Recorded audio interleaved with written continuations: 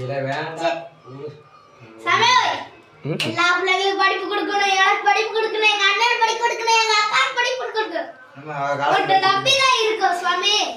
எல்லா பிள்ளைகளும் படிச்சு பெரிய ஆளா ஆகி உச்சியத்துல இருக்கணும். இருக்க வப்பேனா உன்னால முடிஞ்ச நிறைய முடியும் வேண்டிக்கிறேன். ஆனா வைரஸ் எல்லாம் வெடிக்க கூடாது. வைரஸ் நல்லா ஓடணும். எல்லா தொழிலும் பத்திரமா ஓடணும். எதுவும் இனிமே ஓடி கூடாது.